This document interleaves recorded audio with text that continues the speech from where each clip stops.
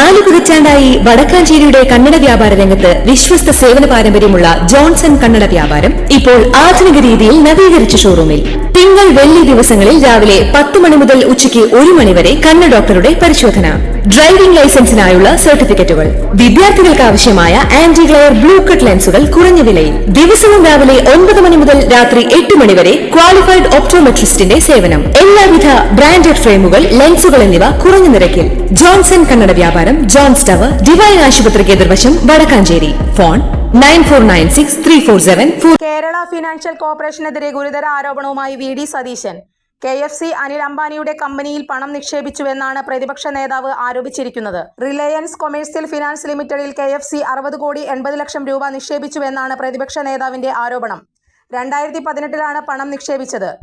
2015 മുതൽ അനിൽ അംബാനിയുടെ RCFL സാമ്പത്തിക പ്രതിസന്ധി നേരിടുന്ന പശ്ചാത്തലത്തിലായിരുന്നു KFC നിക്ഷേപം നടത്തിയത്. 2019 RCFL പൂട്ടി. ഇതോടെ KFCക്ക് തിരിച്ചു കിട്ടിയത് 7 കോടി 9 ലക്ഷം രൂപ മാത്രമാണെന്നും പലിശ അടക്കം തിരിച്ചു കിട്ടേണ്ടിയിരുന്നത് 101 കോടി രൂപയായിരുന്നുവെന്നും പ്രതിപക്ഷ നേതാവ് ആരോപിച്ചു. 2018-2019 KFCയുടെ വാർഷിക റിപ്പോർട്ടിൽ റിലയൻസ് കൊമേഴ്സ്യൽ ഫിനാൻസ് ലിമിറ്റഡിന്റെ പേരില്ല.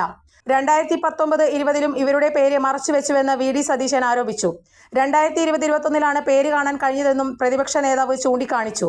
പണം നിക്ഷേപിക്കുമ്പോൾ കമ്പനിയുടെ സാമ്പത്തിക ഭദ്രത നോക്കണ്ടേ എന്ന് ചോദിച്ച പ്രതിപക്ഷ നേതാവ് കമ്പനി പൂട്ടാൻ പോകുന്നുവെന്ന് അറിഞ്ഞുകൊണ്ടാണ് ഇത്രയും പണം നിക്ഷേപിച്ചതെന്നും കുറ്റപ്പെടുത്തി. നിയമസഭയിൽ ഈ ചോദ്യം ചോദിച്ചിട്ടും ഇതുവരെ മറുപടിയില്ലെന്നും പ്രതിപക്ഷ നേതാവ് പറഞ്ഞു. RCFLുമായി ബന്ധപ്പെട്ട കരാർ രേഖകൾ സർക്കാർ പുറത്തുവിടണമെന്നും പ്രതിപക്ഷ നേതാവ് ആവശ്യപ്പെട്ടു.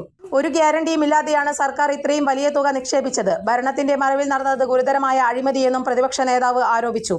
സംഭവം അടിയന്തരമായി അന്വേഷിക്കാൻ സർക്കാർ തയ്യാറാകണം. ഇതിന് പിന്നിൽ പ്രവർത്തിച്ച ഭരണ നേതൃത്വത്തിലുള്ളവരെ പുറത്തു കൊണ്ടുവരണം. ഗുരുതരമായ കുറ്റകൃത്യമാണ് നടന്നിരിക്കുന്നത്. ഇത്രയും പണം നഷ്ടപ്പെട്ടിട്ട് ധനകാര്യമന്ത്രിയും മുഖ്യമന്ത്രിയും അറിഞ്ഞില്ലെന്ന് വിശ്വസിക്കാൻ പറ്റില്ലെന്നും വി.ഡി. സതീശൻ വ്യക്തമാക്കി.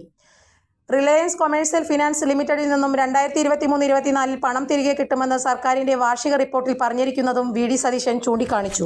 കൂടുതൽ വാർത്തകൾക്ക് ഞങ്ങളുടെ ചാനൽ സബ്സ്ക്രൈബ് ചെയ്യുക. ഫേസ്ബുക്ക് ഫോളോ അപ്പ് ചെയ്യുക. വാർത്തകൾ വേഗത്തിലറിയാൻ Anytime News.